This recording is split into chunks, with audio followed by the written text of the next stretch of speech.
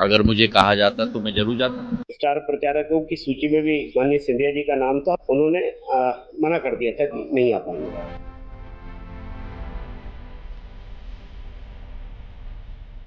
विजयपुर की हम बात कर रहे हैं। विजयपुर में सिंधिया प्रचार के लिए नहीं गए, बीजेपी को हार का सामना करना पड़ा।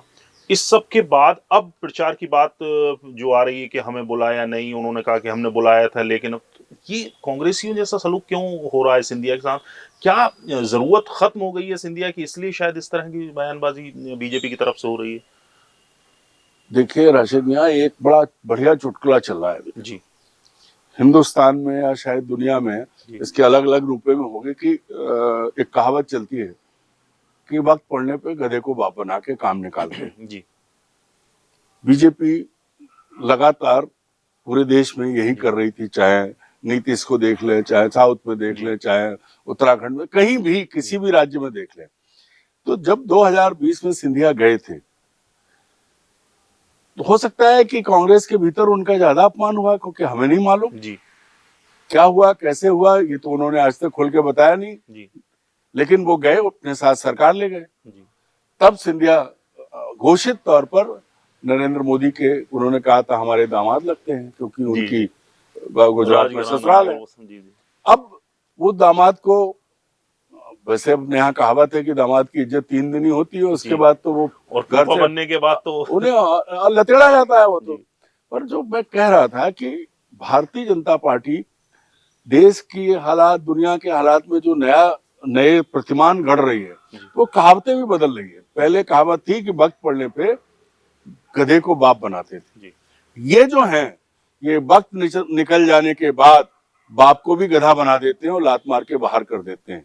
अगर नहीं मानना है तो उन मार्गदर्शक मंडल में बैठे लोगों की सूची देख लो, जिनको बाप कह के पांव छुए जाते थे, वो रोते बैठे हैं, आज भी जिंदा है। सरकार बनने के बाद उन्हें कुछ नहीं हासिल हुआ है। तो गधे को बाप बनाना और बाप को गधा बनाना, ये बीजेपी वालों का एक अब नया प्रयोग है, नया शगल है। तो यहां से अगर आप देखें, सिंधिया जी की जो है, सिंधिया जी पढ़े लिखे हैं, आज जिस कैबिनेट में वो हैं तो उनकी हैसियत क्या है, इसको भी आप देखें।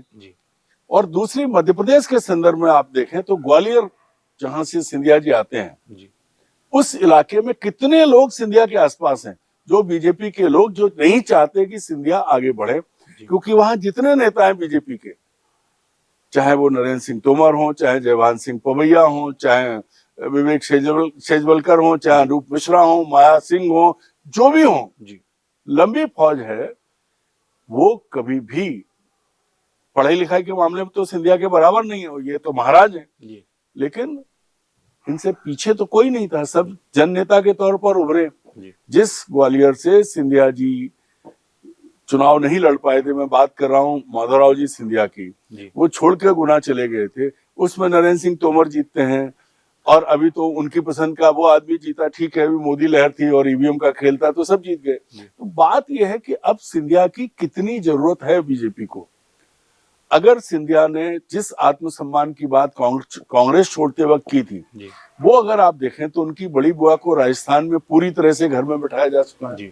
छोटी बुआ को सत्ता में रहते हुए उन्होंने खुद ही कहा था कि वो चुनाव नहीं लड़ना चाहती, टिकट छोड़ दिया था। ये चुनाव लड़े, जीते, सांसद बन गए, पहले राज्यसभा दी, सब हो गया। हो सकता है उस वक्त कमलनाथ की तुलना में जो चल रहा था, दिग्विजय सिंह और कमलनाथ के साथ खेल था, उसमें इनका सम्मान बच गया हो। लेकिन आज क्या है, क्योंकि वो पूरा एरिया सिंधिया का एरिया है। अगर ये कहा जाए कि हमें बुलाया नहीं, हमसे कहा नहीं, तो सवाल ये है कि क्या अभी भी आप खुद को दामाद समझ रहे हो क्या? अब कार्यकर्ता हो, सामान्य कार्यकर्ता। और ये बात नरेंद्र मोदी और अमित शाह कह चुके हैं। भाई बहुत ज्यादा समय नहीं हुआ है, बाई इलेक्शन हो रहा था अटेर में सतदेव कटारे की मौत के बाद, तब शिवराज सिंह चौहान मध्य प्रदेश के मुख्यमंत्री थे। तो वहां उस उपचुनाव में अरविंद भदौरिया का प्रचार करते हुए उन्होंने सिंधिया राज घराने पर गद्दारी का आरोप, गद्दार सिंधिया राज घराना, उसका जिक्र किया था।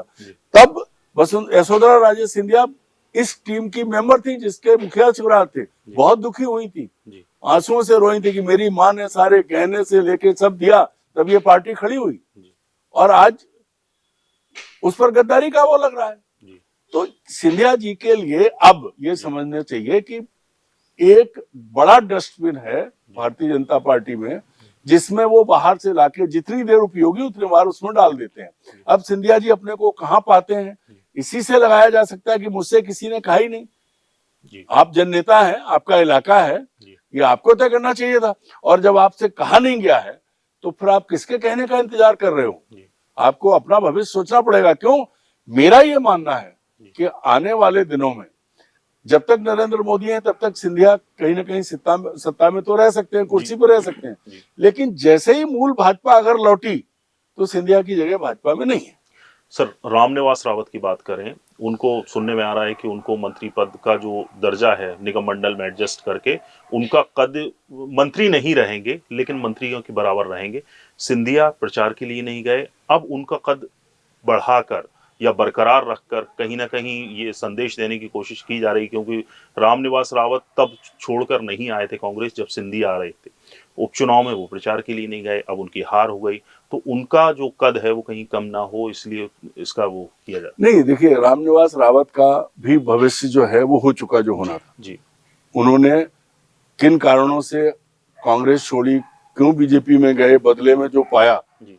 लेकिन चुनाव तो हार गए।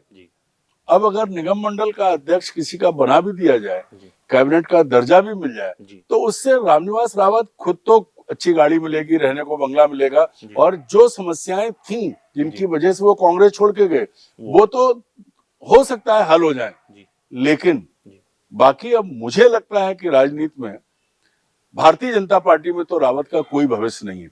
और अगर होता तो जो भारतीय जनता पार्टी कुछ दिन पहले 29 की 29 लोकसभा सीटें जीत गई, वो भारतीय जनता पार्टी मंत्री को हरवा बैठी। ऐसा क्यों? कायदे से तो ये बात बेहतर रामनिवास रावत ही जानते होंगे कि सिंधिया तो नहीं गए, कम से कम नहीं गए, लेकिन जो वहां थे उन्होंने क्या कर लिया, ये भी रावत को सोचना पड़ेगा। पद मिल जाएगा, बैठे रहे। क्यों? क्योंकि हम मिलिट्री साइंस के विद्यार्थी हैं और फौज में होता है कि पहले दहशत बनाने के लिए कि दुश्मन के लोगों के सर काट के लटका दिए जाते थे। मोदी कांग्रेस को चिढ़ाने के लिए ऐसे नेताओं को ऊपर टांग के रखते हैं, तो बने रहेंगे। लेकिन मैं आज भी कहता हूं कि भारतीय जनता पार्टी में आज जब उसके अपने नेता राजनाथ सिंह, नितिन गडकरी जैसे लोग, कहाँ है प्रकाश जावड़ेकर, कहाँ है रविशंकर प्रसाद, कहाँ है रुद्र प्रताप रूडी, जब उनकी इज्जत नहीं है तो बाहर से गए लोग कहां से इज्जत पाएंगे?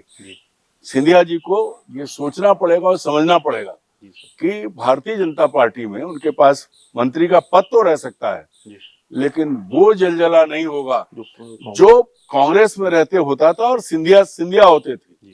अब नहीं है वो।